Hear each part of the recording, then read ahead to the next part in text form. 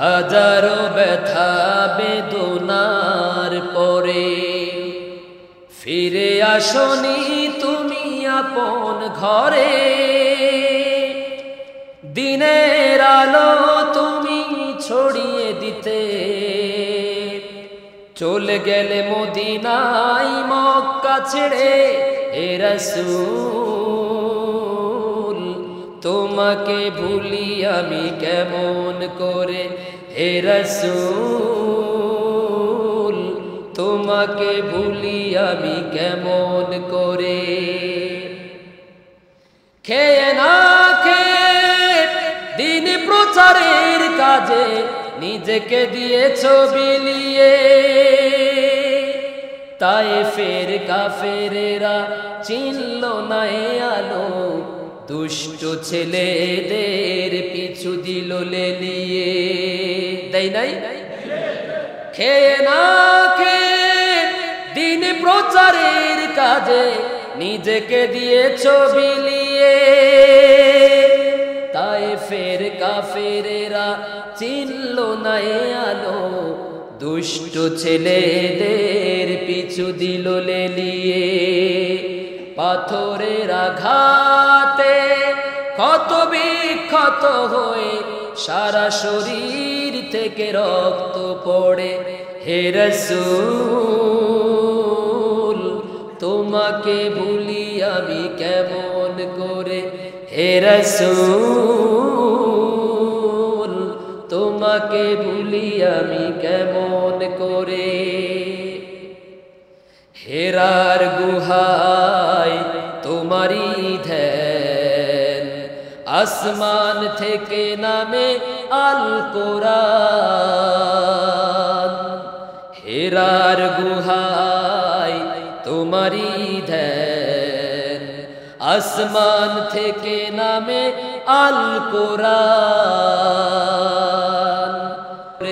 আজকের বিষয় হচ্ছে মক্কা থেকে মদিনায় হিজরতের কারণ, প্রেক্ষাপট এবং আমাদের জন্য এখানে কি শিক্ষা আছে, আজকে এখান থেকে আলোচনা করব ইনশাআল্লাহ। সম্মানিত সুধী মণ্ডলী, গতকালকে আপনারা শুনেছেন যে মক্কার কাফেররা রাসূল করিম সাল্লাল্লাহু আলাইহি ওয়াসাল্লামকে দ্বীনের দাওয়াত থেকে, ইসলামের দাওয়াত থেকে, কোরআনের প্রচার থেকে বিরত রাখার জন্য সকল ধরনের রাস্তা তারা অবলম্বন করেছে, সকল ধরনের পন্থা তারা অবলম্বন করেছে আল্লাহর দ্বীন থেকে রাসূলকে বাধা দেওয়ার জন্য। রাসূল থেমে গেছেন? এদিক থেকে আওয়াজ কম আসতেছে। আল্লাহর রাসূলকে বাধা দিয়েছেন, রাসূল দ্বীনের দাওয়াত বন্ধ করে দিয়েছেন, রাসূলকে ভয় দেখিয়েছেন, রাসূল ভয় পেয়ে গেছেন, রাসূলকে হত্যার হুমকি দিয়েছেন, রাসূল ভয় পেয়ে এলাকা ছেড়ে পালিয়ে গেছেন, রাসূলকে হুমকি দিয়েছেন, রাসূলকে কষ্ট দিয়েছেন, গলার মধ্যে উটের নাড়ি মুড়ি চাপাইয়া দিয়েছেন, সেজদায় অবস্থায় গলার মধ্যে উটের নাড়ি মুড়ি দিয়ে সেজদায় অবস্থায় শ্বাসরোধ করে হত্যা করতে চেয়েছে। রাসূল পরের দিন থেকে ডরে ভয়ে আতঙ্কে কম্বল গায়ে দিয়ে ঘুমিয়েছিলেন। কেমন? নাকি যত বাধা আসছে তত বেশি দাওয়াত কি বাধা দেওয়ার সাথে সাথে দাওয়াত কি কমাই দিচ্ছেন নাকি বাড়াই দিচ্ছেন?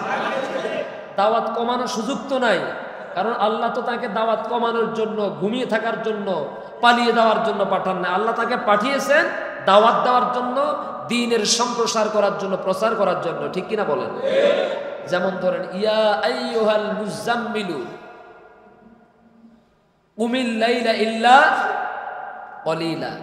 হে চাদর আচ্ছাদিত ব্যক্তি, কম্বলওয়ালা ব্যক্তি, আচ্ছাদিত ব্যক্তি, আপনি উঠুন। কুমিল লাইলা ইল্লা কলিলা, রাতের কিছু অংশ আপনি দাঁড়ান। আবার আরেক জায়গায় বলেছেন, ইয়া আইয়ুহাল মুদাসসির কুম ফাআনযির ওয়া রাব্বাকা ফাকাব্বির। হে চাদর আচ্ছাদিত ব্যক্তি, আপনি দাঁড়ান আর আপনার রবের নামে তাকবীর দিন, আপনি আপনার রবের নামে সার্বভৌমত্বের ঘোষণা দিন। সুবহানাল্লাহ। আপনার রব আল্লাহ যে সব থেকে বড়, এটা আপনি সবার মাঝে ঘোষণা দিন। সব থেকে বড় কে?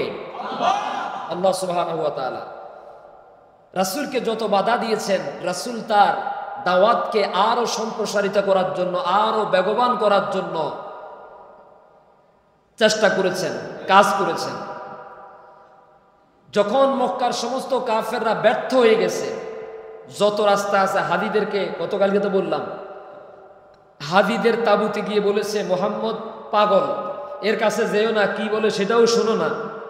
এই এক বাধা দিল। দ্বিতীয় আবার বাধা দিল যে যেখানে কোরআনের আলোচনা হয়, মুহাম্মদ সাল্লাল্লাহু আলাইহি ওয়াসাল্লাম যেখানে যেখানে কোরআনের আলোচনা করে সেখানে সেখানে তোমরা হট্টগোল সৃষ্টি করবা, সেখানে সেখানে তোমরা ঝামেলা বাধাই দিবা।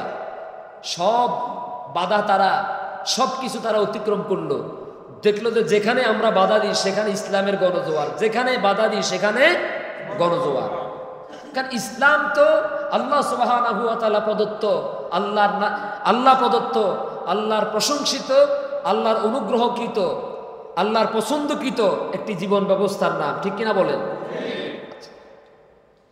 সর্বশেষ যখন তারা সব কাজে ব্যর্থ হলো, এবার চূড়ান্ত সিদ্ধান্ত নিল মুহাম্মদ সাল্লাল্লাহু আলাইহি সাল্লামকে চিরতর দুনিয়া থেকে হত্যার মাধ্যমে বিদায় করে দিতে হবে।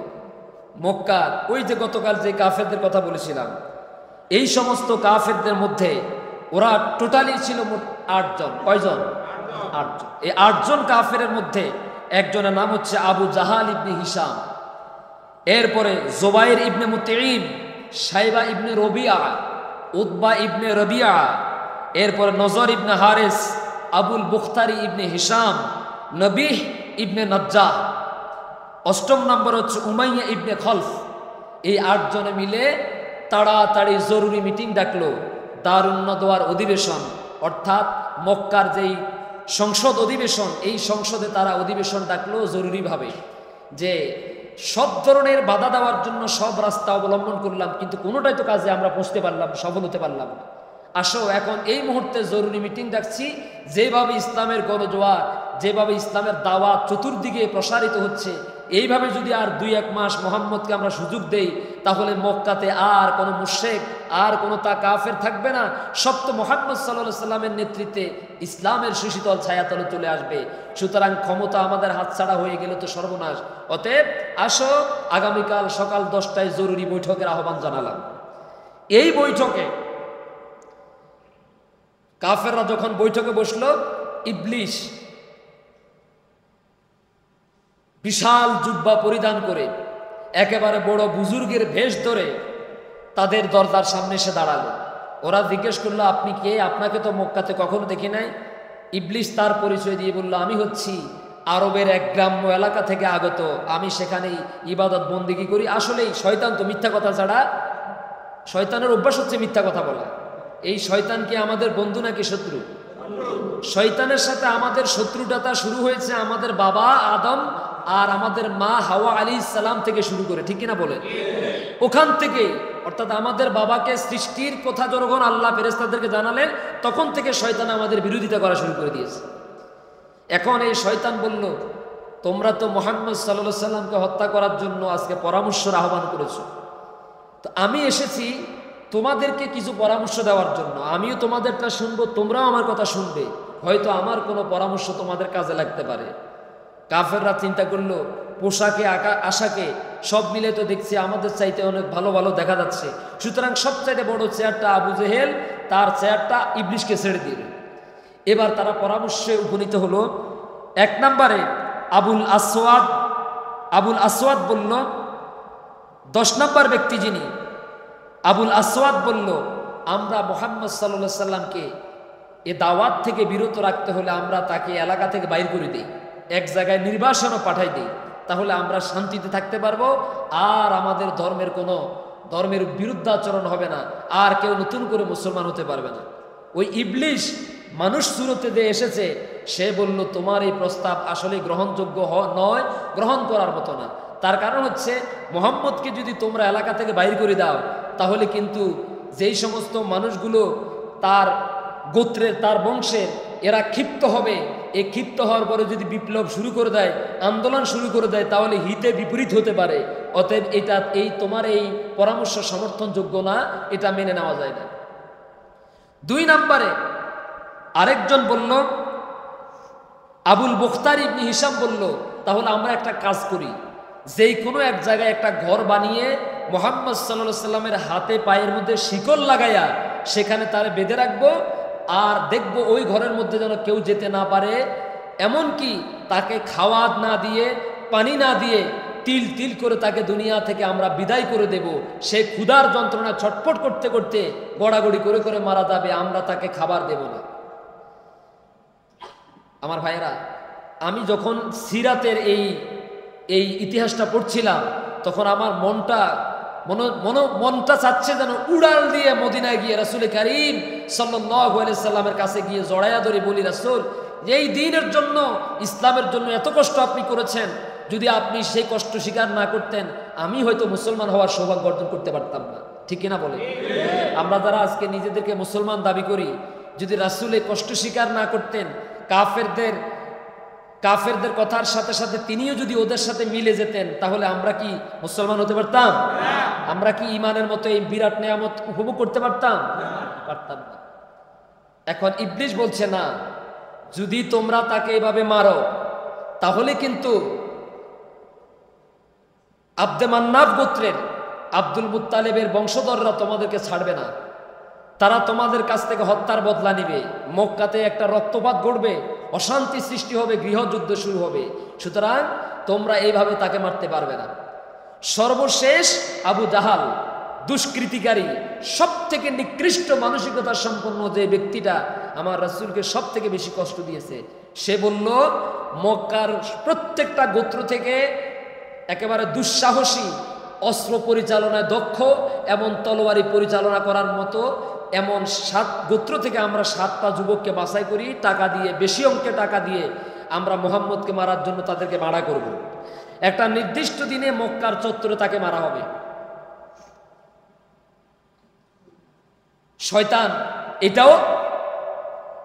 শয়তান বলল, না, এটাও মারা যাবে না। তো কি করা যাবে? একজনে বললে, তাহলে চলো, মোহাম্মদ যখন রাতের বেলা ঘুমাবে, আমরা তখন তাকে ঘুমন্ত অবস্থায়, মধ্যরাতে ঘুমন্ত অবস্থায়, শোয়া অবস্থায় রেখে আমরা তাকে হত্যা করব। নাউযুবিল্লাহ। কি রাসূল সাল্লাল্লাহু আলাইহি ওয়াসাল্লাম কারো কাঁচা আইলের মধ্যে পা দিয়েছেন? বুঝাইতে পারি নাই। আল্লাহ রাসূল কাউকে গালি দিয়েছেন?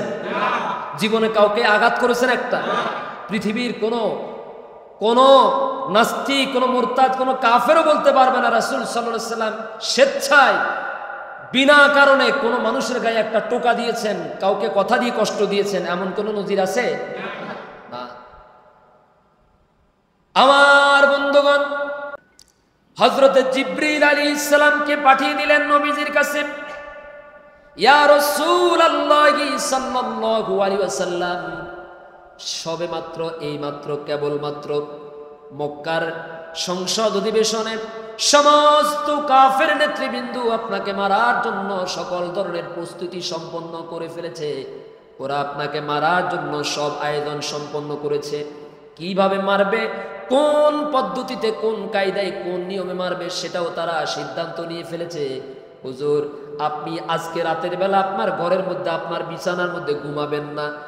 আর আল্লাহ রাব্বুল আলামিন বলেছেন, অতি তাড়াতাড়ি আপনি যেন মদিনার পানে হিজরতের জন্য প্রস্তুতি গ্রহণ করে।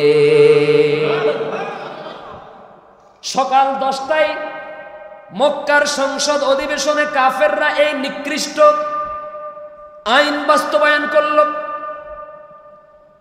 আইন প্রণয়ন করল, উদ্যোগ গ্রহণ করলো, রাসূলকে মারার জন্য চূড়ান্ত সিদ্ধান্তে উপনীত হলো, প্রজ্ঞাপন জারি করে দিল। রাসূলকে তারা ঘুমন্ত অবস্থায় দুনিয়া থেকে বিদায় করে দিবেন, কিন্তু রাখার মালিক কে? আল্লাহ রাব্বুল আলামিন নবীকে লক্ষ্য করে বলছেন, ইয়া আইয়ুহান নাবিয়্যু হাসবুকাল্লাহ, ইয়া আইয়ুহান নাবিয়্যু হাসবুকাল্লাহ। ও নবী, तमाम মক্কার কাফিররা ঐক্যবদ্ধভাবে আপনাকে মারার জন্য চতুর্মুখী ষড়যন্ত্র চক্রান্ত করলেও ওরা আপনাকে শেষ করার জন্য যত রকমের ষড়যন্ত্র করুক না কেন, আপনি মন খারাপ করবেন না, পেরেশানিত হবেন না, চিন্তাগ্রস্ত হবেন না, হতাশ হবেন না। তার কারণ হলো আমি আল্লাহ আপনাকে অভয় দিচ্ছি, ভরসা দিচ্ছি, সাহস দিচ্ছি। আমি আল্লাহ কাফেরদের মোকাবেলা করার জন্য আমি আল্লাহ আপনার জন্য যথেষ্ট।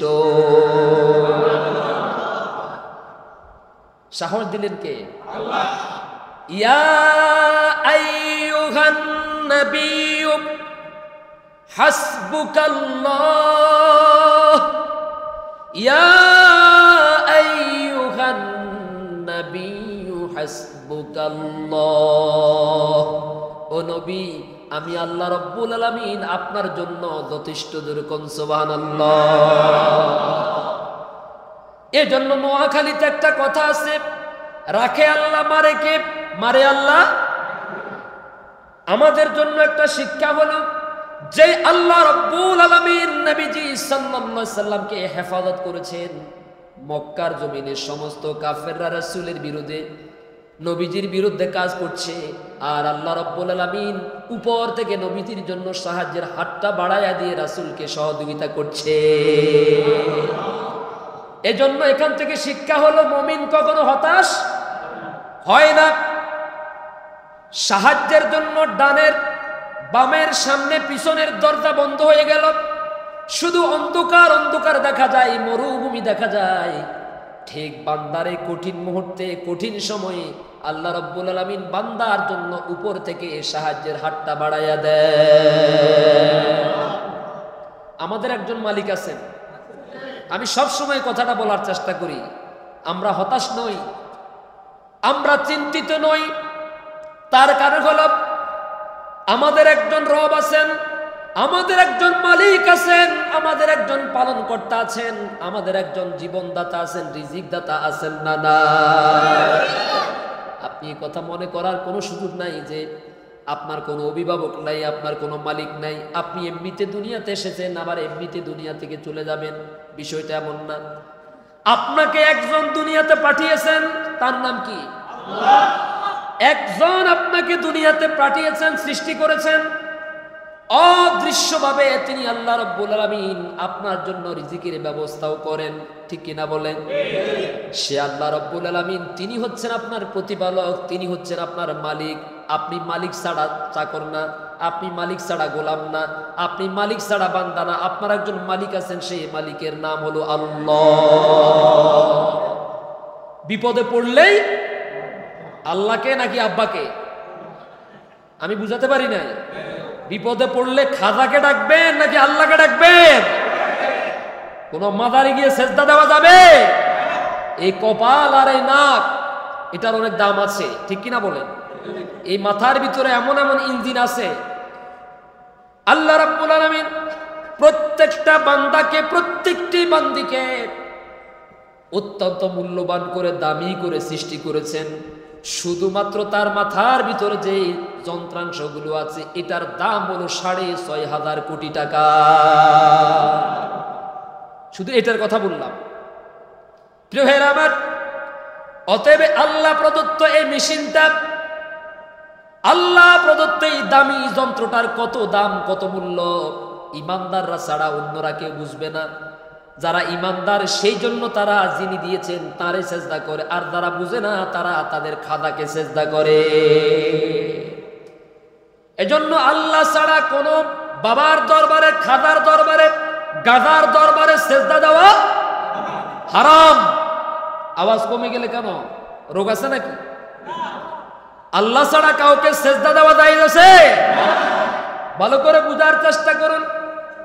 কোন মাজারে, কোন খাদার দরবারে, কোন দরগায় যদি কোনো বান্দা সেজদা দেওয়া জায়েজ হতো, মোমবাতি আগরবাতি দেওয়া জায়েজ হতো, মশারি টানানো জায়েজ হতো, আমাদের কলিজার মধ্যে আমাদের আল্লাহর জন্য, রাসূলের জন্য ভালোবাসা কম না বেশি? যদি মাজারে সেজদা দেওয়া জায়েজ হতো, তাহলে তামাম পৃথিবীর সব মানুষগুলো আল্লাহর হাবিবের রওজায় গিয়ে সেখানে সেজদা দিত। যারা উমরা করেছেন, হজ করেছেন, যারা উমরায় গিয়েছেন, হজে গিয়েছেন, একজনও কি কথা বলতে পারবেন যে আমি দেখেছি মদিনায় নবীজির রওজাকে সামনে রেখে রাসূলকে তারা সেজদা দিতেছে? দেখছেন নাকি এরকম? যদি আল্লাহ রাসূলকে, আল্লাহ ছাড়া দুনিয়ার কোনো খাজা, কোনো বাবারে সেজদা দেওয়া যায় হতো, আমরা মুসলমানেরা, ইমানদারেরা আমাদের নবীজির জন্য আমরা আমাদের কলিজাটা সেখানে দিয়ে আসতাম। ঠিক কিনা বলেন? প্রিয় ভাইরা আমার, প্রিয় বন্ধুগণ, আল্লাহর হাবিব সাল্লাল্লাহু আলাইহি সাল্লামকে মারার জন্য চূড়ান্ত সিদ্ধান্ত নেওয়া হলো। আল্লাহ রাব্বুল আলামিন হাবিবকে জিবরিল আলাইহিস সালামের মাধ্যমে জানিয়ে দিলেন, হে নবী, তাড়াতাড়ি মদিনার পানে হিজরত করেন, প্রস্তুতি গ্রহণ করেন। সকাল 10টায় সংসদের অধিবেশনে পাশ হলো, আপনাকে তারা দুনিয়া থেকে চিরতরে বিদায় করে দিবে, আপনাকে হত্যা করে ফেলবে। নবীজি সাল্লাল্লাহু আলাইহি সাল্লাম মধ্যাহ্ন পর্যন্ত অপেক্ষা করলেন। আরবে যারা বসবাস করেছেন তারা দেখেছেন মরুভূমিতে সৌদি আরবে যখন 12টা-1টা বাজে, রোদের কারণে সৌদি আরবের আরবীয় মানুষগুলোর দিনের বেলা তখন রাস্তাঘাটে কম বাইর হয় গরমের কারণে। এত গরম, এত তীব্রতা, আরবের মানুষগুলো দুপুরবেলা তখন ঘর থেকে বের হতে চায় না কোনো প্রয়োজন ছাড়া। নবীজি সাল্লাল্লাহু আলাইহি সাল্লাম লক্ষ্য করলেন এখন তো পথে ঘাটে কোনো মানুষ নাই।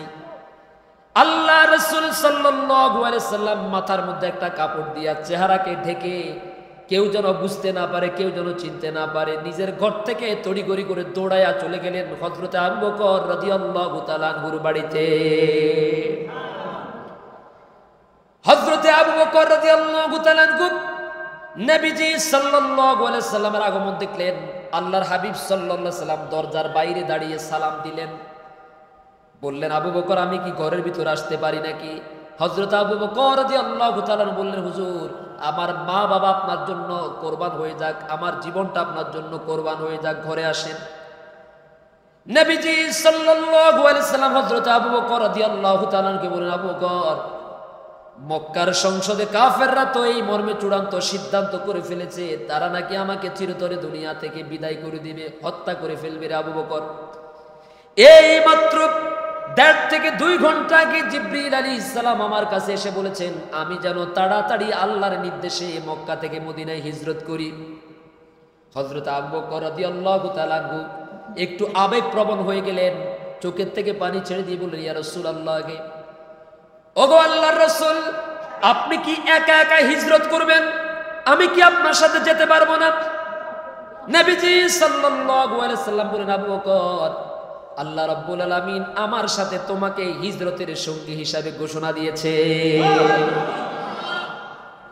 আজ থেকে আরো 2-3 বছর আগে যখন ইসলামের দাওয়াত দেওয়ার কারণে মুসলমানদের উপরে সীমাহীন নির্যাতন জুলুম চালানো হয়, হযরত আম্মার ইবনে ইয়াসার রাদিয়াল্লাহু তাআলা আনহুকে হত্যা করা হয়েছে। বিলাল রাদিয়াল্লাহু তাআলা আনহুকে মক্কার উত্তপ্ত বালুর মধ্যে শোয়া বুকের মধ্যে পাথর চাপা দেওয়া হতো। খাব্বাব রাদিয়াল্লাহু তাআলা আনহুকে শুলের মধ্যে ছড়ানো হতো। খুবাইব রাদিয়াল্লাহু তাআলা আনহুকে নির্মমভাবে নির্যাতন করা হতো। আমার ভাইয়েরা, তখন মুসলমানেরা এই নির্যাতন সহ্য করতে না পেরে নবীজির কাছে হিজরতের জন্য অনুমতি প্রার্থনা করলেন। মুসলমানেরা কখন আবিসিনিয়ায় হিজরত করলেন, বাদশাহ নাজ্জাশী যেখানে আছেন সেখানে তারা হিজরত করতেন। আবার 2-4 জন করে কেউ বা মদিনায় চলে যেতেন। হযরতে আবু বকর রাদিয়াল্লাহু তাআলা আনহু আল্লাহ রাসূল সাল্লাল্লাহু আলাইহি সাল্লামকে বললেন, ইয়া রাসূলুল্লাহ, হে আল্লাহর রাসূল, আমার সঙ্গী সাথীরা, আমার বন্ধু বান্ধবরা সবাই তো দলে দলে মদিনায় হিজরত করছে, হুজুর আমি কি হিজরত করতে পারবো না? নবীজি বললেন, জাআলাল্লাহু আইয়া জাআলা লাকা সাহিবা, ও আবু বকর, চিন্তা করো না, পেরেশান হইও না, অস্থির হইও না, ধৈর্য ধারণ করো।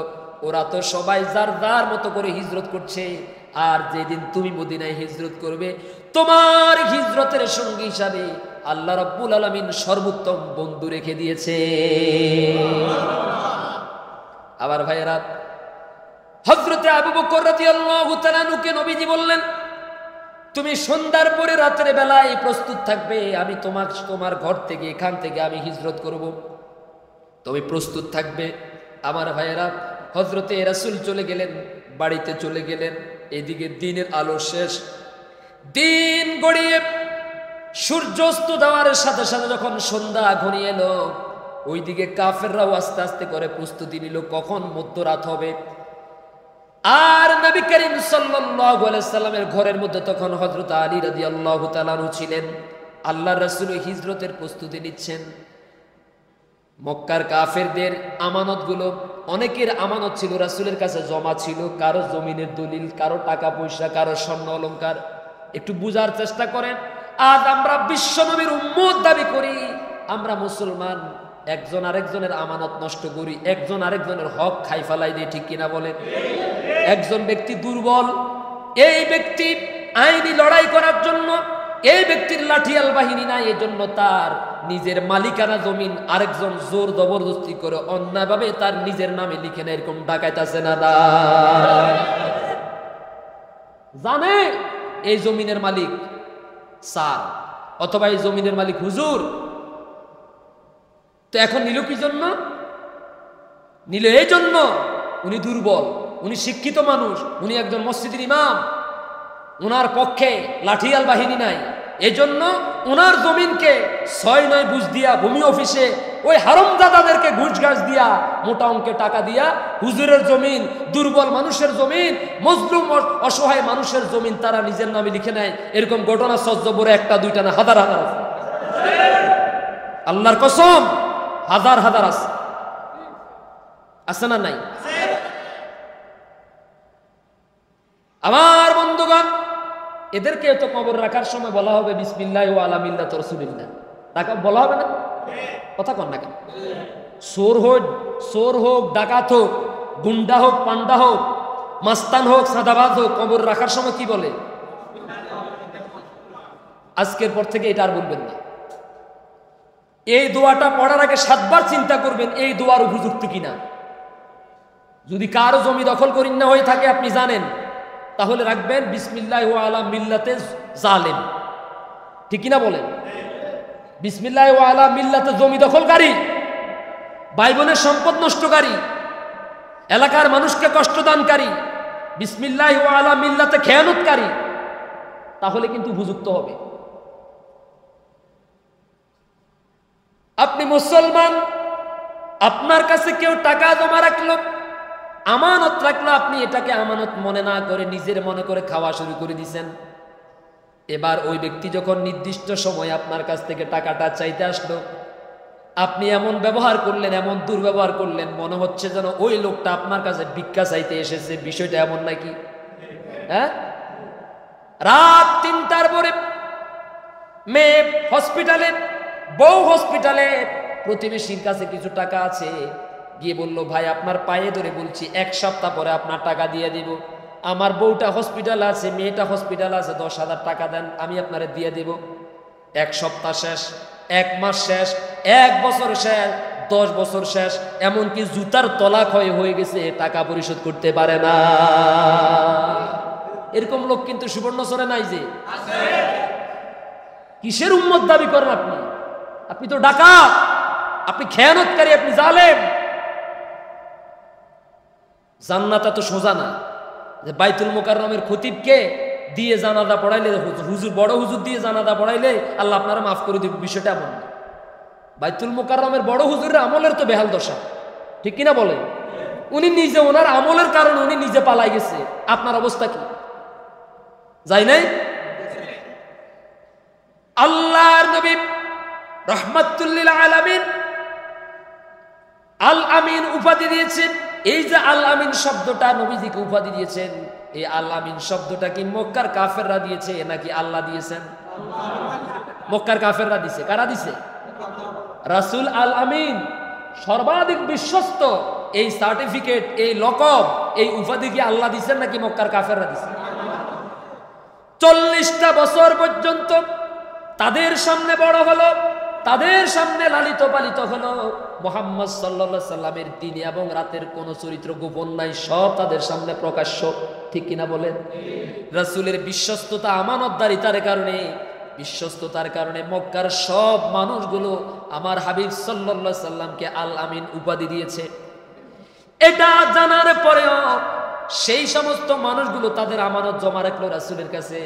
রাসূল যখন মদিনার পানে রওনা করলেন, হিজরতের প্রস্তুতি নিলেন, হযরত আলী রাদিয়াল্লাহু তাআলা আনহুর হাতের মধ্যে একটা পোটলা উঠাইয়া দিয়ে বললেন, আলী রে, এই পোটলাটার ভিতরে, এই ব্যাগের ভিতরে মক্কার অমুকের এই স্বর্ণ অলংকার আছে, অমুকের এত টাকা আছে, অমুকের দলিল আছে। ওরা ওদের ভাইকে বিশ্বাস করতো না, ওরা ওদের বাবাকে বিশ্বাস করতো না, চাচাদাটাকে বিশ্বাস করতো না, ওরা ওদের মাতাব্বরদেরকে, ওরা ওদের নেতাদেরকে বিশ্বাস করতো না। রে আলী, ওরা আমাকে বিশ্বাস করো, আমার কাছে এগুলো আমানত রেখেছে। আমি যদি মদিনার পানে রওনা হয়ে যাই, আগামীকাল সকাল হওয়ার সাথে সাথে আমার কাছে জমা রাখা এই আমানতগুলো মক্কার কাফেরদের মাঝে পৌঁছাইয়া দিবা। মুহাম্মদ সাল্লাল্লাহু আলাইহি সাল্লাম তো সেই রাসূল, এমন একজন মহামানব যিনি অমুসলিমদের আমানত পর্যন্ত নষ্ট করেন নাই। তার এই চরিত্রের এই গুণাবলীর কারণে অন্য ধর্মের মানুষগুলো বাপ দাদার ধর্ম ছেড়ে কালিমা পড়ে দলে দলে মুসলমানে হয়ে প্রবেশ করেছে। আমার বন্ধুগণ, আমানত বুঝিয়ে দেওয়া হলো। নবীজি সাল্লাল্লাহু আলাইহি সাল্লাম বলেন, আলী তুমি আমার বিছানার মধ্যে শুয়ে থাকো, আমার বিছানার মধ্যে ঘুমিয়ে পড়ো। হযরত আলী রাদিয়াল্লাহু তাআলা আনহু বলেন, হুজুর যাওয়ার সময় বললেন আপনার গায়ের চাদরটা আমার দেন। আমি আপনার গায়ের চাদরখানা মুখের মধ্যে দিয়া গায়ের মধ্যে জড়াইয়া যখন বিছানার মধ্যে ঘুমাবো, আর কাফেররা রাত 12টার পরে আমাকে মুহাম্মদ মনে করে তারা আমাকে ঘুমন্ত অবস্থায় হত্যা করবে, আর তারা নিশ্চিত হয়ে যাবে যে মুহাম্মদকে আমরা হত্যা করে ফেলেছি। এইদিকে তারা আমাকে হত্যা করে তারা নিশ্চিত হয়ে যাবে তারা মুহাম্মদকে হত্যা করেছে। আর আপনি মদিনার পানে অনেক দূর পর্যন্ত এগিয়ে যাবেন, অনেক দূর পর্যন্ত এগিয়ে যাবেন। হুজুর আমি আলীর জীবনের বিনিময় আপনি দুনিয়ায় বেঁচে থাকবেন, এটাই আমি আলীর কাছে জীবনের বড় চাওয়া, বড় পরম সান্ত্বনা, বড় পরম পাওয়া। আমি আলীর কাছে এর থেকে বড় সান্ত্বনা, এর থেকে বড় পাওয়া আর কিছু না, যে আলীর জীবনের বিনিময় আল্লাহর নবী দুনিয়ায় হেফাজতে আছে। নবীজির চাদর দিয়ে হযরত আলী রাদিয়াল্লাহু তাআলা আনহু বিছানার মধ্যে শুয়ে গেলেন। নবী করিম সাল্লাল্লাহু আলাইহি সাল্লাম ঘর থেকে বের হলেন। আস্তে আস্তে করে চুপিসারে হযরত আবু বকর রাদিয়াল্লাহু তাআলা আনহুর বাড়ির দিকে গেলেন। আপনারা যারা হজ করেছেন বা উমরা করেছেন দেখেছেন যে নবী করিম সাল্লাল্লাহু আলাইহি সাল্লামের যে ঘর, নবীজির ঘরের পাশে হচ্ছে আবু জাহেলের ঘর, যেটা এখন ইন্টারন্যাশনাল টয়লেট, ঠিক কিনা বলেন? এখানে একটা শিক্ষা হলো, নবীজির ঘরের পাশাপাশি ছিল আবু জাহেলের ঘর। আর আবু বকর রাদিয়াল্লাহু তাআলা আনহুর ঘরের জায়গাটা হচ্ছে গড়ি টাওয়ারের নিচে। গড়ি টাওয়ার দেখছেন না আপনারা? মক্কাতে গড়ি টাওয়ার দেখছেন না? এই আবু বকর রাদিয়াল্লাহু তাআলা আনহুর বাড়িটা ছিল এই গড়ি টাওয়ারের নিচে। এখানে একটা মসজিদ আছে, মসজিদ আবু বকর, ওখানে একটা মসজিদও আছে। তো এখন দেখেন, কপালে যদি হেদায়েত না থাকে, মসজিদের পাশে ঘর, একামত দিলে শোনা যায়, আযান দিলে শোনা যায়, কেরাত বললে শোনা যায়, কিন্তু মসজিদে এসে নামাজ পড়ার সৌভাগ্য হয় না, এরকম মুসলমান আছে না নাই? আবার কপালে যদি হেদায়েত থাকে, ফজরের নামাজের সময় 2 কিলোমিটার পথ হেঁটে হেঁটেও মসজিদের জামাতে শামিল হয়, এরকম মুসল্লিও আছে না নাই? হযরত আবু বকর রাদিয়াল্লাহু তাআলা আনহুর বাড়ি থেকে নবীজির বাড়িটা একটু দূরে হওয়ার পরেও আল্লাহ আবু বকরের কপালে ভাগ্যের মধ্যে ঈমান রেখেছেন, সেই জন্য দূরে হওয়ার পরে হযরত আবু বকর রাদিয়াল্লাহু তাআলা ইসলামের সুশীতল ছায়াতলে এসেছেন। কিন্তু আবু জাহেলের বাড়ি আর নবী করিম সাল্লাল্লাহু আলাইহি সাল্লামের বাড়ি পাশাপাশি হওয়ার পরেও আবু জাহেলের কপালে হেদায়েত ছিল না, ঈমান তার ভাগ্যে নসিব হয় না, এই জন্য সে ঈমান আনতে পারে নাই। নবীজি সাল্লাল্লাহু আলাইহি সাল্লাম রাতের বেলা হযরত আবু বকর রাদিয়াল্লাহু তাআলা আনহুর বাড়ি থেকে দরজার মধ্যে একটা টোকা দিলেন। টোকা দেওয়ার সঙ্গে সঙ্গে আবু বকর নবীজি সাল্লাল্লাহু আলাইহি সাল্লামের জন্য দুয়ারটা খুলে দিলেন, আর দুজনে মিলে সামনের দরজা দিয়ে বাহিরে না হইয়া পিছনের দরজা দিয়া মদিনার পানে বের হলেন। এখন একটা বিষয় খেয়াল করেন, মদিনাটা হচ্ছে মক্কা থেকে উত্তর দিকে, মদিনাটা মক্কা থেকে কোন দিকে? কথা কি বোঝা যায় না? মক্কার অবস্থা এই হচ্ছে, মক্কা এদিকে উত্তর না, মদিনাটা হচ্ছে মক্কা থেকে উত্তর দিকে, কিন্তু রাসূল সাল্লাল্লাহু আলাইহি সাল্লাম বের হয়েছেন দক্ষিণ দিকে। কোন দিকে? কারণ জানেন, দেখেন কৌশলটা কি, রাসূল সাল্লাল্লাহু আলাইহি সাল্লাম যদি সোজা রাস্তা দিয়ে নবীজি মূল রাস্তা দিয়ে মদিনার দিকে রওনা করেন, তাহলে কাফেররা সহজে ধরে ফেলবে। এই জন্য যারা দেখেছেন একটা রাস্তা আছে, রাস্তাটার নাম হলো হিজরা রোড, হিজরতের রোড আর কি, হিজরতের রোড, অর্থাৎ ওই দিকে না গিয়া তিনি গিয়েছেন উল্টা এদিক দিয়ে ঢুকছেন, যাতে করে সমস্ত কাফেররা নবীজি সাল্লাল্লাহু আলাইহি সাল্লামকে খুঁজতে খুঁজতে পেরেশান হয়ে যান। আল্লাহর নবী সাল্লাল্লাহু আলাইহি সাল্লাম উল্টা রাস্তা দিয়ে দক্ষিণ দিকে বের হলেন। 5 কিলোমিটার 5 মাইল পর্যন্ত হাঁটার পরে নবীজি সাল্লাল্লাহু আলাইহি সাল্লাম জাবালে সৌরে উপনীত হয়ে গেলেন। ওই জায়গায় অবস্থান গ্রহণ করলেন। এই গুহার ভিতরে নবীজি সাল্লাল্লাহু আলাইহি সাল্লাম 3 দিন পর্যন্ত টানা সেখানে অবস্থান করেছেন। এখন ঘর থেকে কিভাবে বের হলেন? রাসূল যখন ঘর থেকে বের হবেন, ঘর থেকে বের হওয়ার সময় দেখলেন তার ঘরের চতুর্পাশে কাফেররা ওঁত পেতে বসে আছে। আল্লাহ তারে জানাইয়া দিয়েছেন। আল্লাহ তাআলা বললেন, রাসূল এক মুষ্টি বালু হাতের মধ্যে নেন। এক মুষ্টি বালু হাতের মধ্যে নিলেন, আল্লাহর নামে দম করা ওই বালুর মধ্যে ফু দিয়া উপরের দিকে ছেড়ে দিয়েছেন। আর বাড়ির চতুর্পাশে ওঁত পেতে থাকা লুকিয়ে থাকা কাফেরদের চোখের মধ্যে বালুকণা আল্লাহ তাআলা পৌঁছাইয়া দিয়েছে।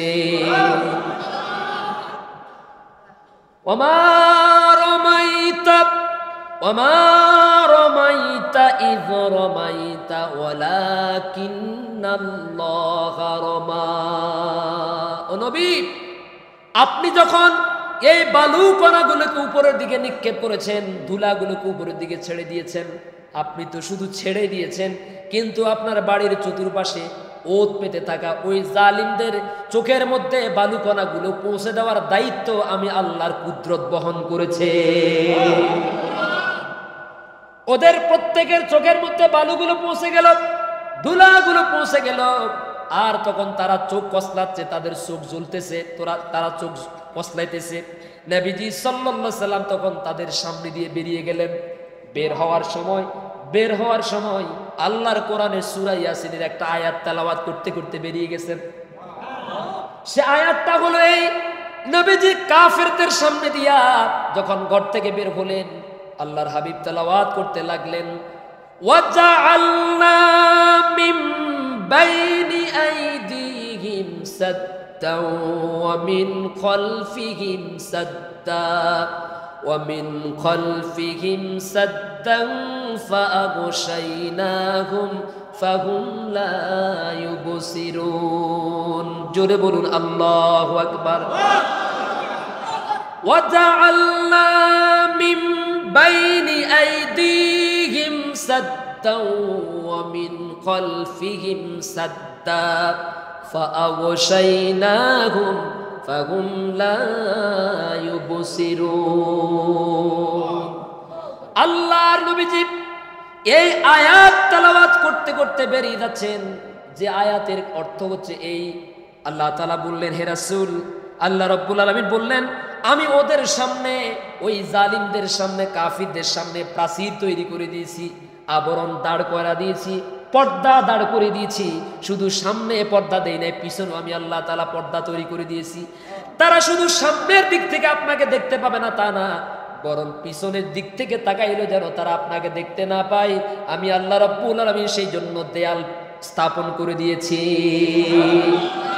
ও আমার রাসূল, যার কারণে আপনি তাদের সামনে দিয়ে বেরিয়ে গেলেন, তারা তো আপনাকে দেখতে পাওয়ার কথা, তারা আপনাকে ধরে ফেলার কথা, কিন্তু আমি আল্লাহ রাব্বুল আলামিন তাদেরকে অন্ধ বানায়া দিয়েছি, যার কারণে তারা আপনাকে দেখতে পাই নাই।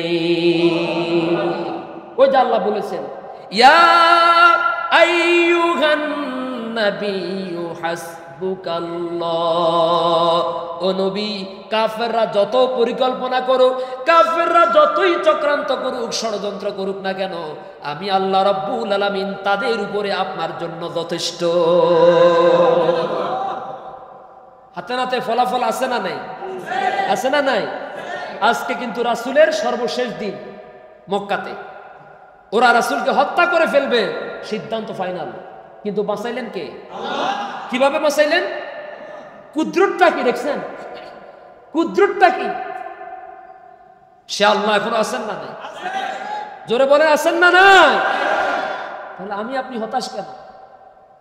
মূলত ঘটনা হচ্ছে আমাদের ঈমান দুর্বল। আমাদের ঈমান, আমার বন্ধুগণ, রাসূল করিম সাল্লাল্লাহু আলাইহি ওয়াসাল্লাম মক্কা থেকে যখন মদিনার পানে রওনা করলেন, বারবার কাবা ঘরের দিকে তাকান। কোন দিকে তাকান?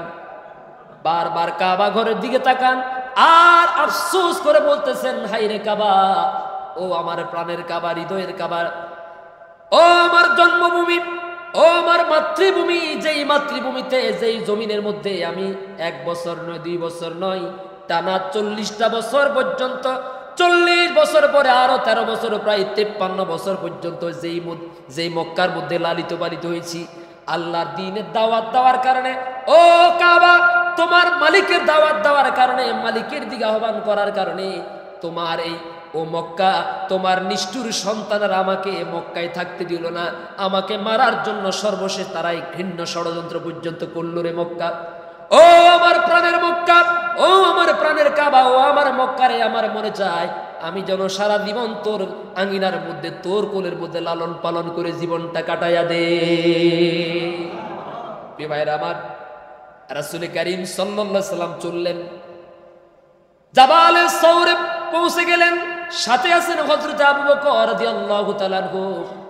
যখন গুহার সামনে গেলেন, পাহাড়িয়া গুহা, হযরত আবু বকর রাদিয়াল্লাহু তাআলা আনহু বললেন, হুজুর আপনি একটু বাহিরে দাঁড়ান, যেহেতু পাহাড়িয়া গর্ত, এই গুহার ভিতরে কোনো বিষাক্ত বিচ্ছু থাকতে পারে, পোকামাকড় থাকতে পারে, আমি গুহাটাকে পরিষ্কার পরিচ্ছন্ন করে দিয়ে আসি, তারপর আপনি প্রবেশ করবেন।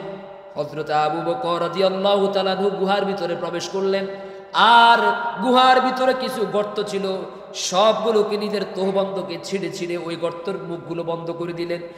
2টা গর্তের মুখ বন্ধ করে গেল না। সিরাত ইবনে হিশামের বর্ণনায়, জাদুল মাআদের বর্ণনায়, এরপরে আল বিদায়া ওয়ান নিহায়ার বর্ণনায় হযরত আবু বকর রাদিয়াল্লাহু তাআলা আনহু ওই 2টা গর্ত যেগুলোকে বন্ধ করার জন্য আর কাপড় ছিল না, ওই 2টা গর্তকে নিজের 2 পা দিয়া, 2 হাঁটু দিয়া গর্তগুলোকে চেপে ধরেছেন। আবু বকর রাদিয়াল্লাহু তাআলা আনহুর উদ্দেশ্য হলো, ভিতরে যদি কোনো সাপ থাকে, কোনো বিচ্ছু থাকে, পোকামাকড় থাকে, আর তারা যদি কামড় দিতে চায়, দংশন করতে চায়, তাহলে আমি আবু বকরকে কামড় মারুক, কিন্তু আল্লাহর হাবিবের যেন কোনো ক্ষতি না হয়। নিজের পা দিয়ে 2টা ছিদ্রকে চেপে ধরলেন, আর বললেন, ইয়া রাসূলুল্লাহ সাল্লাল্লাহু আলাইহি সাল্লাম এবার ভিতরে প্রবেশ করেন। টানা কয়েক মাইল হাঁটার কারণে, পাহাড়িয়া পথ, উঁচু নিচু পথ, কণ্টাকাকীর্ণ পথ হাঁটার কারণে পা ব্যথা হয়ে গেছে। নবীজি সাল্লাল্লাহু আলাইহি সাল্লাম হযরত আবু বকর রাদিয়াল্লাহু তাআলা আনহুর উরুর উপরে রানের মধ্যে মাথা রেখে ঘুমাচ্ছেন, আরাম ফরমাচ্ছেন। ইতিমধ্যে পাহাড়িয়া বিষাদর সাপ বারবার বাহির হওয়ার জন্য চেষ্টা করছে, কিন্তু পারে না। যত চেষ্টা করে তত পারে না।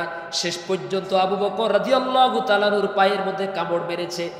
সাপের কামড়ের বিষাক্ত যন্ত্রণায় হযরত আবু বকর রাদিয়াল্লাহু তাআলা আনহু আর সহ্য করতে পারছেন না।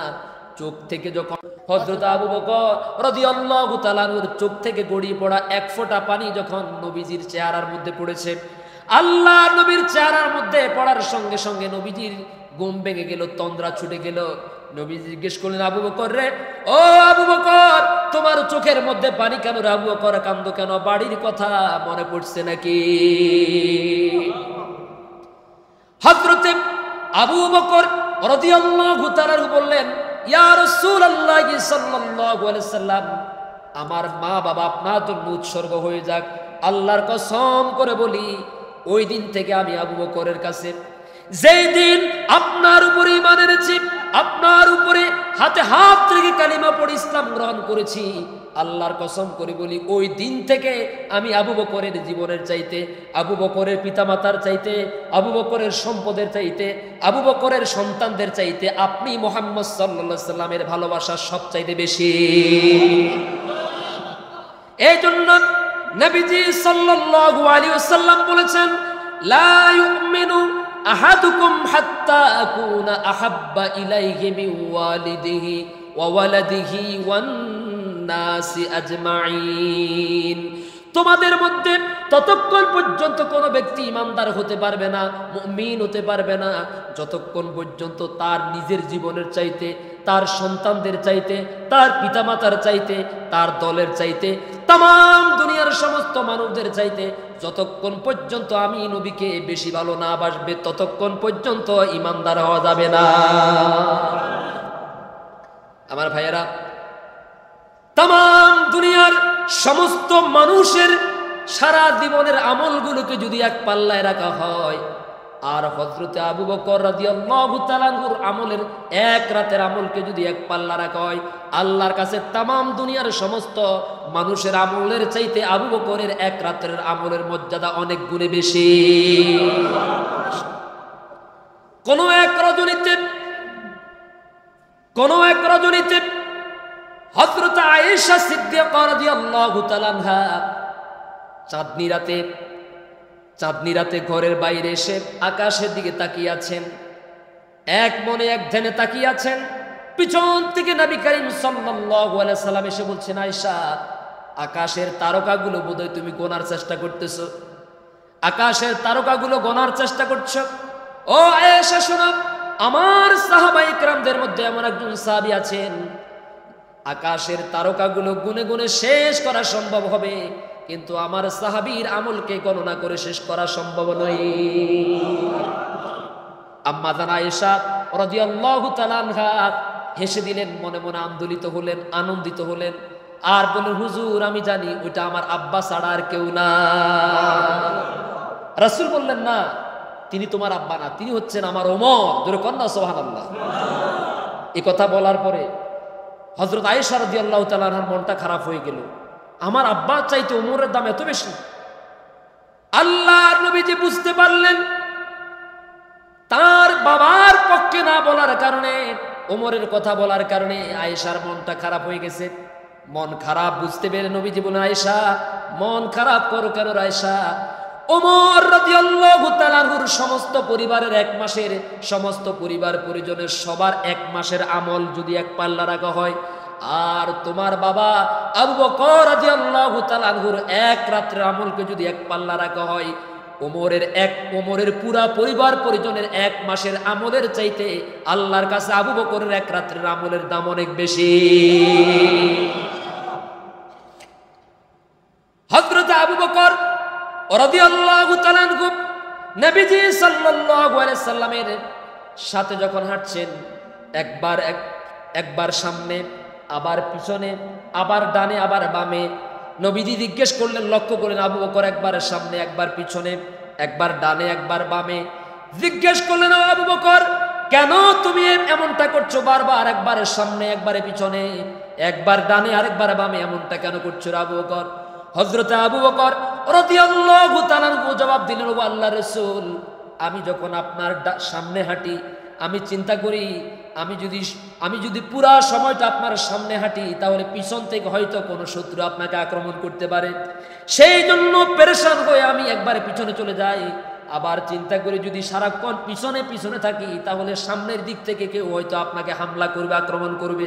সেই জন্য আবার সামনে আগাই যাই, আবার কখনো ডানে আবার কখনো বামে, এইভাবে করে আপনাকে নিরাপত্তা দেওয়ার জন্য চেষ্টা করি। আল্লাহর হাবিব জিজ্ঞেস করলেন, আবু বকর, তুমি কি চাও যে কোন শত্রু যদি আক্রমণ করে, সে আক্রমণটা আমার গায়ে না লেগে তোমার গায়ে লাগুক, এটা কি তুমি চাও?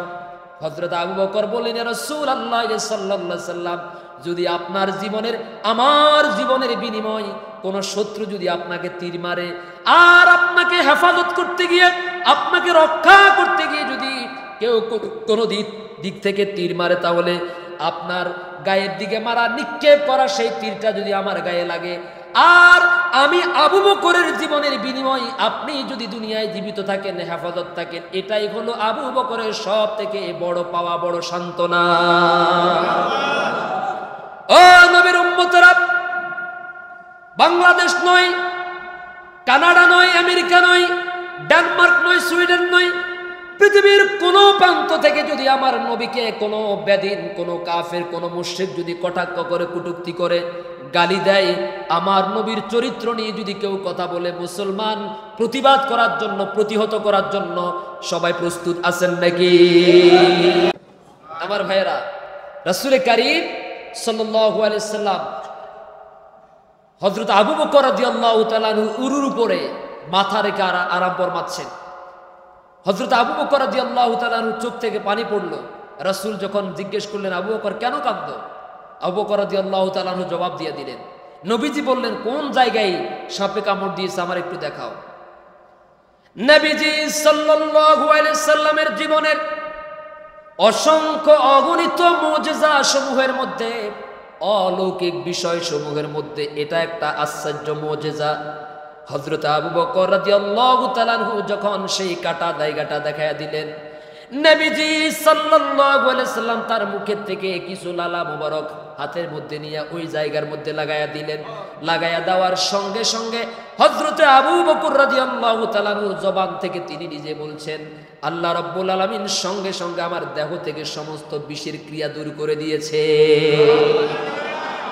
শুধু তাই না, বিগত যে রাতের বেলা ঘন্টার পর ঘন্টা হাঁটতে হাঁটতে যে পা এবং শরীরটা আক্রান্ত হয়ে গেছে, ব্যথা হয়ে গেছে, বিষাক্ত হয়ে গেছে, নবীজি আমার গায়ের মধ্যে ওই কাটা জায়গায় যখন তার লালা মোবারক লাগাইয়া দিলেন, সঙ্গে সঙ্গে আমার দেহের সব ক্লান্তি দূর হয়ে গেল।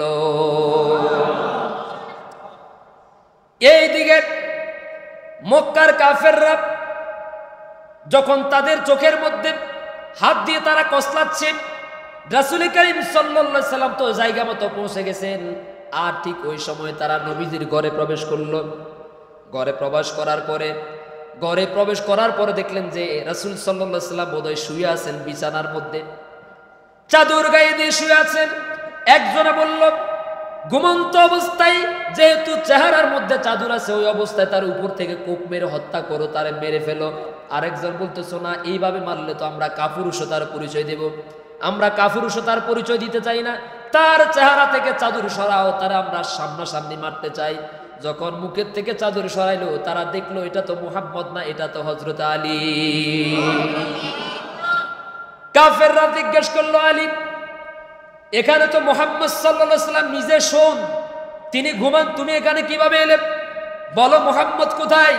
হযরত আলী রাদিয়াল্লাহু তাআলা বললেন, তোমরা আমারে প্রশ্ন করো, আমিও তো তোমাদের কাছে প্রশ্ন করি, আমার নবী মুহাম্মদ সাল্লাল্লাহু আলাইহি ওয়াসাল্লামকে তোমরা কি করেছো? উল্টা প্রশ্ন, আর কি কথা বলার সুযোগ আছে? তারা চলে গেল। কোথায় গেল? আবু বকর রাদিয়াল্লাহু তাআলা আনহু বাড়িতে। জানে যে মুহাম্মদ সাল্লাল্লাহু আলাইহি ওয়াসাল্লামের সবথেকে প্রিয় সাহাবী, সবথেকে প্রিয় বন্ধু হচ্ছেন হযরত আবু বকর রাদিয়াল্লাহু তাআলা। সুবহানাল্লাহ। গেলেন বাড়িতে, গিয়ে যখন দেখলেন যে গভীর রাত, একটু পরে সুবে সাদেক হয়ে যাবে, গিয়ে যখন দরজা খুললো, দরজা খোলার পর দেখলো যে হযরত আসমা বিনতে আবু বকর রাদিয়াল্লাহু তাআলা আনহা, তিনি দরজা খুললেন। খোলার পরে জিজ্ঞেস করলেন, তোমার বাবা আবু বকর কোথায়, আর তার সাথী মুহাম্মদ কোথায় সাল্লাল্লাহু আলাইহি ওয়াসাল্লাম?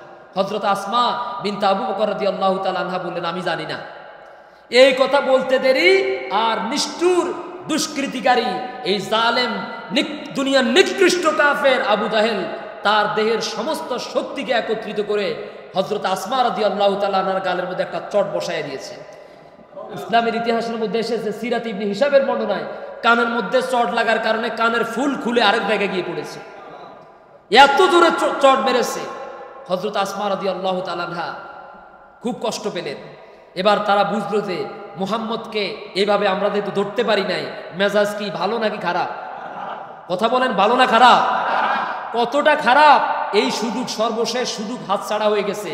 মেজাজ কতটা খারাপ এটা ওয়াজ করে বোঝানো যাবে না। তারা আরো ক্ষিপ্ত হয়ে গেল। আবার পরের দিন সকালবেলা জরুরি বৈঠক ডাকলো সংসদে অধিবেশন ডেকে বলল, মক্কার সমস্ত বড় বড় পালোয়ান যারা, যোদ্ধা যারা, ওই সমস্ত যুবকদেরকে ডাকো। যুবকদেরকে ডেকে কত উট পুরস্কার ঘোষণা করেছে? একটা উটের দাম কত বর্তমানে? একটা হিসাব করুন তো। হ্যাঁ, 1 লাখের উপরে না? আরো বেশি হবে, ধরি না 1 লাখ। কিন্তু একেবারে শুকনা শাকনা না, তর তাজা, আরবের সব থেকে বাছাই করা এমন 100টা লাল উট ওই ব্যক্তিকে পুরস্কার দেওয়া হবে। তার মানে 100টা, এক একটা উটের দাম যদি 1 লাখ টাকা হয়, তাহলে 100টার দাম কত? 1 কোটি টাকা। আর তৎকালীন পৃথিবীর একটা উট, এখনকার যুগের 1 কোটি টাকা, তখনকার যুগের 1 কোটি না, আরো বেশি। তার মানে এই লোভে যখন পুরা মক্কার আনাসে কানাসে ঘোষণা করে দেওয়া হলো যে ব্যক্তি মুহাম্মদ এবং তার সাথীকে জীবিত অথবা মৃত অথবা কল্লা হাজির করতে পারবে, তাকে 100 লাল উট দেওয়া হবে। ফজরের নামাজের পরে সকালবেলা, সুবে সাদেকের পরে সকালবেলা, যখন ওরা ওদের দোকানে, ওরা ওদের হাট বাজারে গেল, এক পালোয়ান, তার নাম হচ্ছে সুরাকা ইবনে মালিক। সুরাকা ইবনে মালিক শুনতেছে কে যেন ঘোষণা করতেছে মুহাম্মদকে জীবিত অথবা মৃত আনতে পারলে 100 লালও। সে চিন্তা করলো এই খবর যেন আর কেউ না শুনে, তার যিনি ঘোষণা করতেছে তারা ডেকে বলল, তোমার কিছু চা খাওয়ার জন্য কিছু টাকা পয়সা দিলাম, আর তুমি এলান করবে না, আমি এই দায়িত্ব হাতে নিলাম, আমি মুহাম্মদের কল্লা হাজির করব। আমার মতো যদি আরেকজন শুনে তাহলে সেও তো খোঁজ করবে, আমি তো হাতছাড়া হয়ে গেলাম, আমি তো শুধু খাড়া হয়ে গেলাম, সুতরাং তুমি আর এই দাওয়াত দিও না। সুরাকা ইবনে মালিক তার ঘোড়া হাজির করলো ঢাল তরবারি নিয়ে। মুহাম্মদ সাল্লাল্লাহু আলাইহি ওয়াসাল্লাম সে ছিল কিন্তু এতটাই বিশারদ, অর্থাৎ মাটির মধ্যে পা দিলে এই পায়ের দাগটা কার, উনি কোন এলাকার, ওনার বয়স কত, এটা সহকার তারা অনুমান করতে পারত। এই দক্ষতা ছিল সুরাকার মধ্যে। আমি বুঝাতে পারি নাই। এই যে আমরা এখানে যতজন আছি, মাটি দিয়ে হাঁটার সময় কোনটা কার পায়ের দাগ এটা কি আমরা কেউ বুঝতে পারবো? কিন্তু তৎকালীন আরবের সুরাকা ইবনে মালিকের এত পাণ্ডিত্য ছিল, এই বিষয়ের উপরে এত দক্ষতা ছিল, আরবের কোন ব্যক্তির পায়ের দাগ এটা সে অনুমান করতে পারত।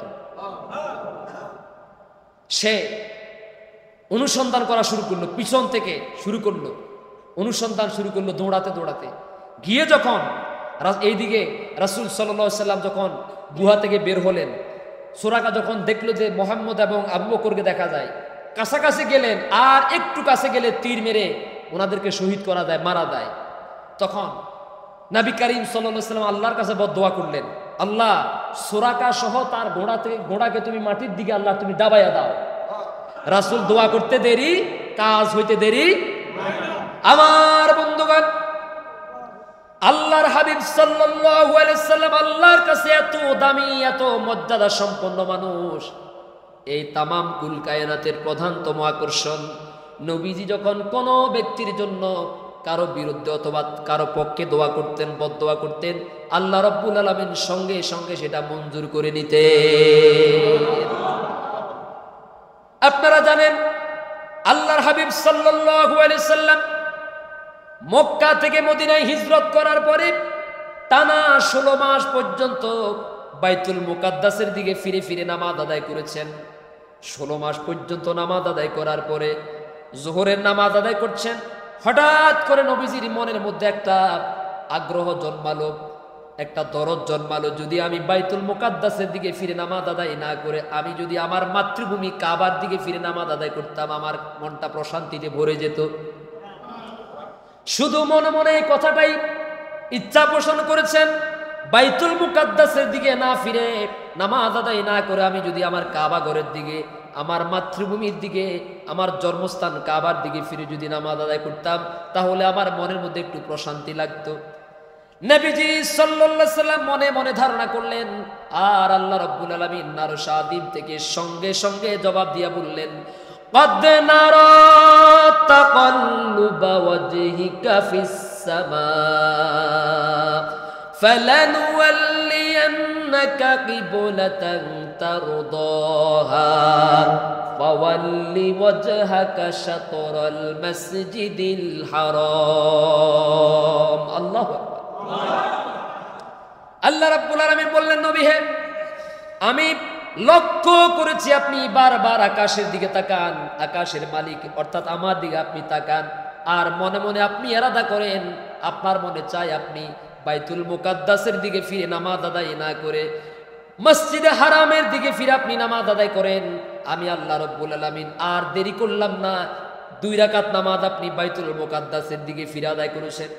এখনো যোহরের নামাজের 2 রাকাত নামাজ বাকি আছে, বাকি 2 রাকাত নামাজ শেষ করা পর্যন্ত আমি আপনাকে অপেক্ষা রাখতে চাই না। বাকি 2 রাকাত নামাজ শেষ হওয়ার আগে আমি আল্লাহ রাব্বুল আলামিন আপনার জন্য কিবলা পরিবর্তন করে দিলাম। আরো জোরে কোন সুবহানাল্লাহ। 4 রাকাত নামাজের মধ্যে 2 রাকাত এখনো বাকি আছে।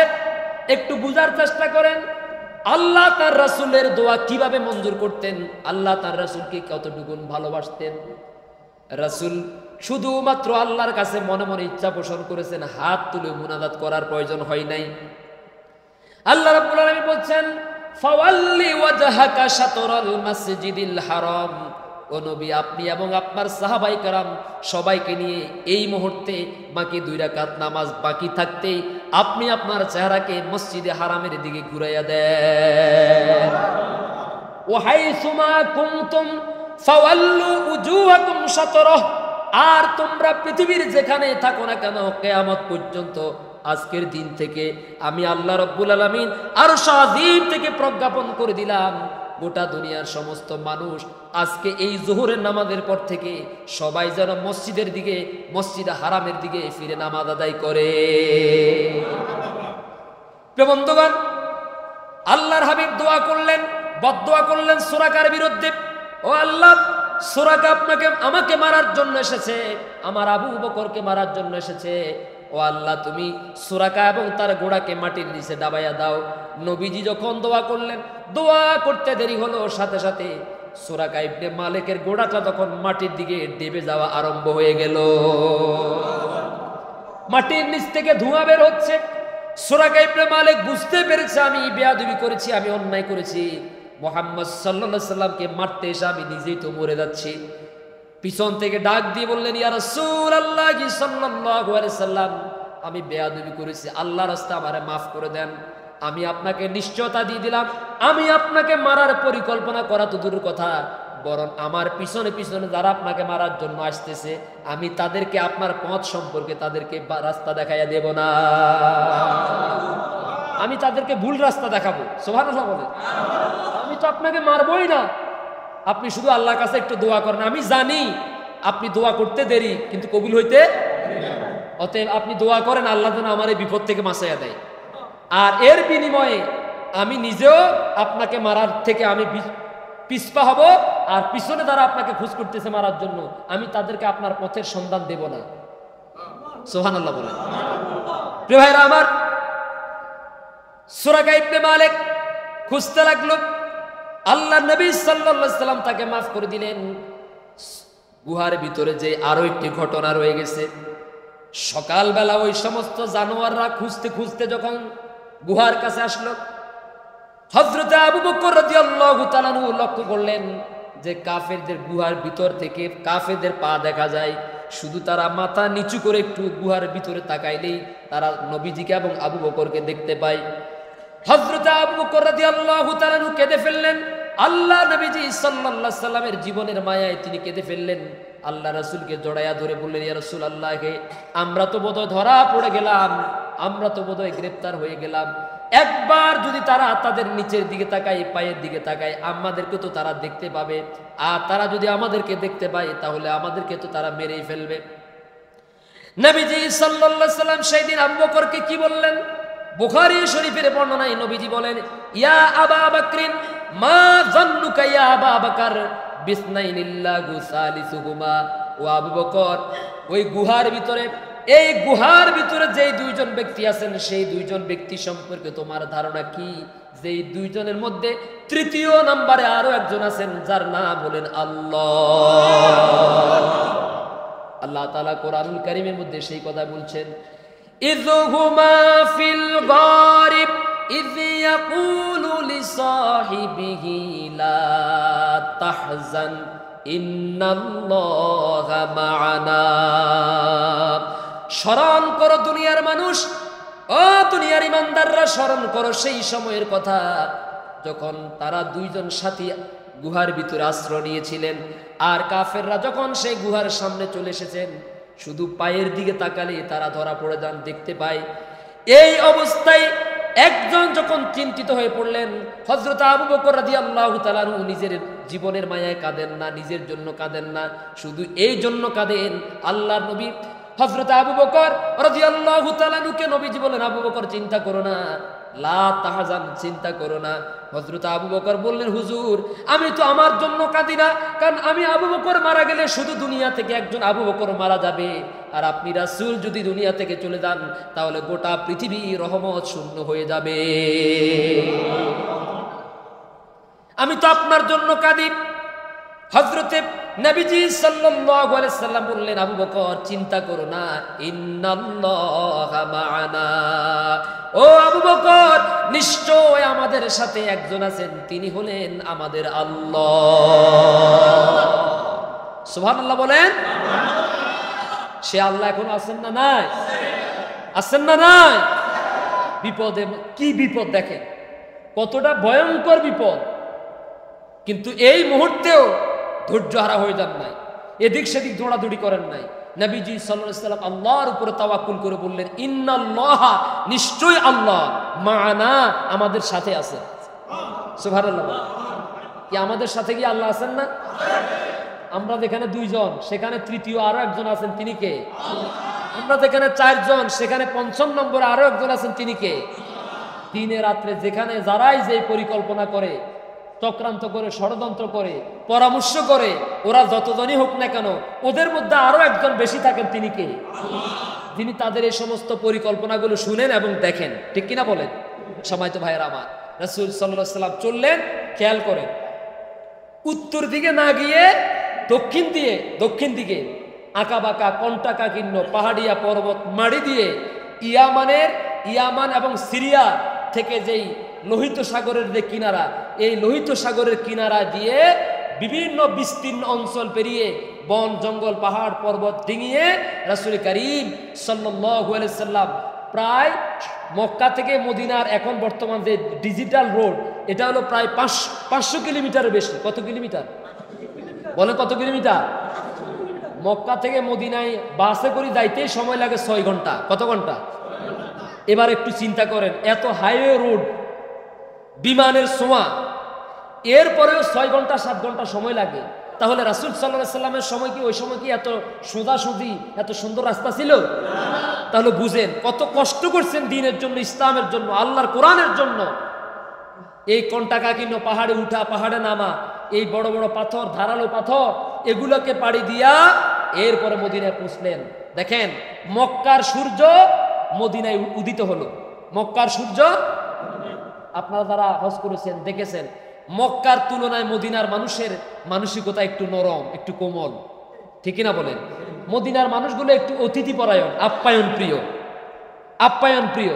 তার কারণ হচ্ছে মক্কার পরিবেশ, মক্কার আবহাওয়া হচ্ছে একটু গরম, একটু কি গরম উষ্ণ, আর মক্কার তুলনায় মদিনার আবহাওয়া একটু শীতল। এজন্য আঞ্চলিকতার কারণে, ভৌগোলিক অবস্থানের কারণে মক্কার তুলনায় মদিনার মানুষের চালচলন, মদিনার মানুষের ব্যবহারও ঠিক সেরকম। রাসূল করিম সাল্লাল্লাহু আলাইহি ওয়াসাল্লাম বলেছেন, কিয়ামতের আগে যদি কখনো গোটা পৃথিবীতে দুর্ভিক্ষ দেখা দেয়, সারা পৃথিবীর মানুষ না খেয়ে মারা গেলেও মদিনার মানুষ না খেয়ে মারা যাবে না। আর জোরে করেন না সুবহানাল্লাহ। তার কারণ কি? তারা রাসূল সাল্লাল্লাহু আলাইহি ওয়াসাল্লামের একটা সুন্নত পালন করে, সেটা হচ্ছে মেহমানকে আপ্যায়ন করে, মেহমানকে আপ্যায়ন করে। আর যে উহুদ পাহাড় আছে, উহুদ পাহাড়, নবীজি বলেছেন, আমি দোয়া করে গেলাম, যদি কখনো দুর্ভিক্ষ দেখা দেয়, অর্থনৈতিক সংকট দেখা দেয় আরবে, তখন আল্লাহর হুকুমে আমার দোয়ায় অটোমেটিক এই উহুদ পাহাড় স্বর্ণে পরিণত হয়ে যাবে। আল্লাহু আকবার। আরেকটা তথ্য আপনাদেরকে দেই, মক্কা থেকে মদিনা পর্যন্ত হিজরতে করতে গিয়ে রাসূল যেই জায়গা দিয়ে হেঁটে হেঁটে গেছেন, এখান থেকে মদিনা পর্যন্ত পুরো জায়গাটায় স্বর্ণে ভরপুর। কারণ যেখানে নবীজির রহমতের পা লাগবে, সেখানে বরকতের ছোঁয়া লেগেছে। সুবহানাল্লাহ, আল্লাহু আকবার, আল্লাহু আকবার। মক্কার সূর্য মদিনায়, মক্কার মানুষেরা খোঁজ করতেছে মারার জন্য। কিসের জন্য? মক্কার মানুষ কি রাসূলকে আদর করার জন্য খুঁজতেছে? কিসের জন্য? মারার জন্য। আর ওইদিকে মদিনার মানুষেরা এই আলোকিত সূর্য, এই নেয়ামত, এই রহমত, এই বরকতকে রিসিভ করার জন্য দিনের পর দিন, রাতের পর রাত, কেউ পাহাড়ের উপরে, কেউ খেজুর গাছের আগায়, কেউ বা ঘরের সালের উপর উঠে রয়েছে, কখন মুহাম্মদ সাল্লাল্লাহু আলাইহি ওয়াসাল্লাম আসবে আর কোন জায়গা দিয়ে মদিনায় ঢুকবে, ওই জায়গায় তারা সবাই পাহারা দিচ্ছে। যেরকম না সুবহানাল্লাহ। রাসূল সাল্লাল্লাহু আলাইহি ওয়াসাল্লাম যখন মদিনায় প্রবেশ করলেন, এক ইহুদি মহিলা, ধর্ম কিন্তু ইসলাম না, সালের উপর থেকে দেখা যায়, ঘরের চালের উপর থেকে দেখা যায় রাসূল সাল্লাল্লাহু আলাইহি ওয়াসাল্লাম এবং তার সঙ্গী মদিনায় প্রবেশ করতেছেন। মহিলা চিৎকার দিয়ে আনন্দের ঠেলায় উল্লাসে বলতেছেন, উল্লাসে, আনন্দ উল্লাসে সেখানে থেকে কালিমা পড়ে সাথে সাথে মুসলমান হয়ে গেছে। আর মক্কার ছোট্ট ছোট্ট, মদিনার সেই ছোট্ট ছোট্ট বাচ্চারা দুপাশে রাস্তার দুপাশে দাঁড়িয়ে দাঁড়িয়ে রাসূলকে অভ্যর্থনা দেওয়ার জন্য তারা সবাই কবিতা আবৃত্তি করতেছে। তলাআল বাদরু আলাইনা মিন সানিয়াতিল ওয়াদা ওয়াজাবা শুকরু আলাইনা মাদআ লিল্লাহি দা। রাতের আধার কেটে কেটে আকাশে চাঁদ উঠলই, সারা জাহানের দিকে বিদিকে সেই আলো ছড়ালো। তলাআল বাদরু আলাইনা মিন তানিয়াতিল ওয়াদা ওয়াজাবা শুকরু আলাইনা মাদা লিল্লাহি দা। আলহামদুলিল্লাহ। তাহলে মক্কার মানুষে খুঁজতেছে মারার জন্য, আর মদিনার মানুষে দাঁড়িয়ে আছে কোলে নেওয়ার জন্য। মক্কার মানুষে তাড়া করতেছে হত্যা করার জন্য, মদিনার বাসিন্দারা অপেক্ষা করতেছে বুকে জড়াবার জন্য। জোরে কন্যা সুবহানাল্লাহ। আমরা দুর্ভাগা জাতি। আমাদের একজন ডক্টর মিজানুর রহমান আজহারি আছে না নাই? এটা আমাদের সম্পদ, কোন দলের ব্যক্তিগত সম্পদ না, ঠিক কিনা বলেন? যখন যেই বছর চলে গেছেন মানে যাইতে বাধ্য করছেন, ঠিক কিনা বলেন? তার মাহফিলগুলোতে যে গণজোয়ার, যে গণস্রোত শুরু হয়েছে, এক একটা মাহফিলকে নিয়ন্ত্রণ করার জন্য 3 জেলার পুলিশ লাগছে না? দেখছেন না? কয় জেলার পুলিশ? সমস্ত জেলার সমস্ত থানার পুলিশ লাগছে মাহফিল পাহারা দেওয়ার জন্য, নিয়ন্ত্রণ করার, মানুষ নিয়ন্ত্রণ করার জন্য। সমস্ত র্যাব বিডিআর লাগছে মাহফিল কন্ট্রোল করার জন্য, মানুষকে নিয়ন্ত্রণ করার জন্য।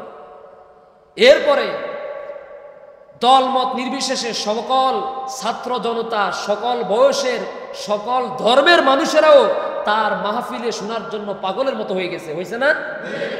যখন জালিমরা চিন্তা করল কলেজ বিশ্ববিদ্যালয়ের সব ছেলেফেলেরা যেইভাবে এই লোকটার পিছনে দৌড়াইতেছে, আগামী 1 বছর যদি তারা সুযোগ দেয় তাহলে কিন্তু বাংলাদেশে ইসলামী বিপ্লব হওয়াটা, আগামী 1 বছর যদি তারা সুযোগ দেয় তাহলে বাংলাদেশে ইসলামী বিপ্লব তৈরি হবে। সমস্ত মানুষগুলো দলে দলে ইসলামের সুশীতল ছায়াতলে চলে আসবে। এই ভয়ে তারা মিজানুর রহমান আজহারিকে দেশ থেকে দেশ ত্যাগ করতে বাধ্য করেছেন, ঠিক কিনা বলেন? দেশ ছাড়তে বাধ্য করেছেন। আবার এক আবল তাবল মন্ত্রী ছিল, লানাতুল্লাহি আলা যালিমিন, সকলে বলেন আমিন। সাবেক ধর্ম প্রতিমন্ত্রী আব্দুল্লাহ কয় যে কিসের আজহারি মাঝহারি টাজহারি বলছে না? ওরা নাকি বলতেছে ও কিছুই জানে না, কিছুই জানে না। আমরা রাখতে পারলাম না, আমরা চিনতে পারলাম না, আমরা মূল্যায়ন করতে পারলাম না। কিন্তু মালয়েশিয়ার কেন্দ্রীয় মসজিদে জুমার খুতবা দেন। আপনারা আশ্চর্য হয়ে যাবেন, মালয়েশিয়াতে একটা টাওয়ার আছে, যে টাওয়ারের মধ্যে বিশ্বের হাতে গোনা 116 জন ইসলামিক স্কলার, যারা বিশ্বনন্দিত, বিশ্ববরেণ্য, ওই টাওয়ারের মধ্যে তাদের ছবিগুলো উঠে আর নামে। মানে সবচাইতে উঁচু টাওয়ার যেটা মালয়েশিয়া, একবার উঠে আবার নামে। যখন বাংলাদেশের ডক্টর মিজানুর রহমান আজহারির ছবি আসে তখন বাংলাদেশিরা আনন্দে উল্লাসিত হয়ে চিৎকার করে আলহামদুলিল্লাহ। এটা আমাদের সম্পদ। আসলেই জালিমরা যেটার ভয়ে আমাদের আজহারিকে দেশ ছাড়তে বাধ্য করেছে, আলহামদুলিল্লাহ আল্লাহ তাআলা আমাদের আজহারিদের জন্য বাংলার জমিনকে এখন পরিষ্কার করে দিয়েছে। আমাদের আল্লামা দেলাওয়ার হোসেন সাইদি বলেছিলেন, স্বৈরাচারেরা তাদের পতনের জন্য, পতন যেন না হয় সেজন্য সমস্ত ছিদ্র বন্ধ করে, কিন্তু যেই ছিদ্র দিয়ে তাদের পতন হবে মনের অজান্তে সেই ছিদ্রটা থেকে যায়, ঠিক কিনা বলে? আর এই ছিদ্রটা হলো বৈষম্য বিরোধী ছাত্র আন্দোলনের ছিদ্র। এই ছিদ্র দিয়ে তাদের পতন হয়েছে, আলহামদুলিল্লাহ। কোন সম্মানিত সুধী মণ্ডলী, রাসূল কারীম সাল্লাল্লাহু আলাইহি ওয়াসাল্লাম মদিনায় গেলেন। পথে অনেক ঘটনা আছে, অনেক মুজিজা আছে। যখন ক্ষুধা লেগেছে তখন এই একটু দুধের প্রয়োজন হয়েছে। প্রতিমধ্যে দেখলেন এক রাখাল বকরি চড়াচ্ছেন। তো বকরি যেগুলো আছে এগুলা কিন্তু মাদি বকরি না, এগুলো হচ্ছে যেটাকে আমরা অর্থাৎ পুরুষ ছাগল যেগুলো আর কি, বকরি। তো ওকে ডাকলেন, ডেকে বললেন যে এটার মধ্যে তো দুধ নাই। রাসূল সাল্লাল্লাহু আলাইহি ওয়াসাল্লাম তারা ডাকলেন, অথবা এমন বকরি যেটার এখনো বাচ্চাও হয় নাই কিন্তু ওলান আছে ঠিকই, কিন্তু তার দুধ আসার সম্ভাবনা। রাসূল সাল্লাল্লাহু আলাইহি ওয়াসাল্লাম বললেন তুমি তার শুধু নিয়ে আসো। নবীজি নিজের হাত লাগাইলেন ওলানের মধ্যে, সাথে সাথে ওলান দুধে ভরপুর হয়ে গেছে। দুধ দহন করার পরে আবার আগের মতোই অবস্থান হয়ে গেছে। এরকম অসংখ্য ঘটনা মক্কা থেকে মদিনায় হিজরত করার পথে অসংখ্য মুজিজা সংঘটিত হয়েছে। সম্মানিত ভাইয়েরা, যখন নবীজির বাহন মদিনার প্রান্তরে উপনীত হলো, সাহাবাই কারাম প্রত্যেক আনসাররা কেউ বলছেন হুজুর আমার ঘরে আসেন, কেউ বলছেন হুজুর আমার ঘরে আসেন, হুজুর আমার ঘরে মেহমান আসেন, হুজুর আমার ঘরে মেহমান আসেন। রাসূল সাল্লাল্লাহু আলাইহি ওয়াসাল্লাম বললেন, আমার বাহন আমার কথা মতো চলে না, আল্লাহর কথা মতো চলেন। জোরে কর না সুবহানাল্লাহ। যার ঘরের সামনে গিয়ে আমার বাহন বসে যাবে ওই ঘরটাই হচ্ছে আমার বসবাসের জায়গা। সুবহানাল্লাহ। ওই ঘরেরও একটা ইতিহাস আছে। হযরত আবু আইয়ুব আল আনসারী রাদিয়াল্লাহু তাআলা আনহুর এই ঘরটা কিন্তু ঘরের একটা লম্বা ইতিহাস আছে, 400-500 বছরের একটা ইতিহাস আছে। আল্লাহ তাআলা যদি কখনো তৌফিক দান করেন তাহলে বলার চেষ্টা করব। আজকে জুমার দিন ছিল, ওখানেও তো 1 ঘন্টা কথা বলছি, এই জন্য আমার পক্ষে আর সম্ভব হচ্ছে না। যা বলেছি হিজরতের যেই প্রেক্ষাপট, যে ইতিহাস আমরা জেনেছি, আমরা আজকে এখান থেকে বুঝতে পেরেছি, যদি আল্লাহর দ্বীন বিজয়ের জন্য, কোরআনের রাজ কায়েম করার জন্য, সুন্নতে নববীর আদর্শ প্রতিষ্ঠা করার জন্য শুধু মাল দেওয়া না, জান দেওয়া না, ঘর ছাড়া না, বাড়ি ছাড়া না, কখনো যদি হিজরত করার প্রয়োজন হয়, আমরা নবীর উম্মতরা হিজরত করতে রাজি আছি না নাই? আল্লাহ সুবহানাহু ওয়া তাআলা আমাদের সবাইকে তৌফিক দান করুন বলি আমিন। হাদা মা ইনদি ওয়াল ইলমু ইনদাল্লাহ আলাইহি তাওয়াক্কালতু ওয়া ইলাইহি উনীব। আমার ভাইরা,